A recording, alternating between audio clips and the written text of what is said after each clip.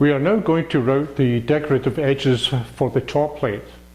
I'm using a windowsill bit. Sounds terrible, but it's a very pleasing design and contour.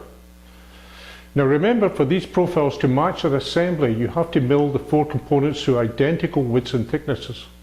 The same applies to the router. The final pass must be identical for all 4 pieces.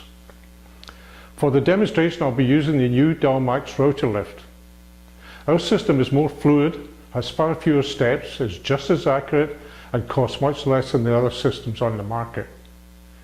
Another 2 positive advantages are the ability to clean the system after use, and the fact that you don't need to buy a special router. Let's get started. Now, before you do anything, make sure you put the power off before you change bits. And to change the bit, what we do is raise the lift, make sure the power's disconnected,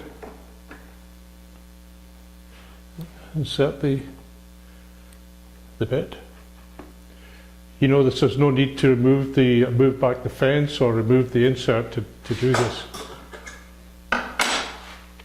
Find your collet lock, tighten your nut. Now you'll notice when it's open here, we have access to the power switch, the speed adjustment, the body lock, the height adjustment, the collet lock, the collet nut, and the whole space is open for cleaning. Now, before we take a pass, we put the power back on, lower the lift.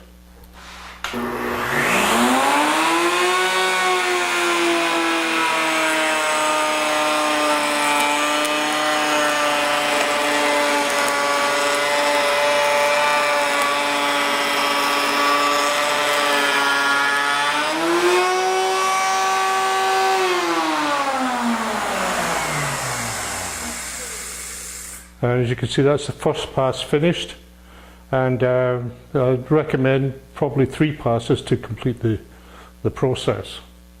And as you can see, after we've finished, there's ample room for cleaning and adjustment.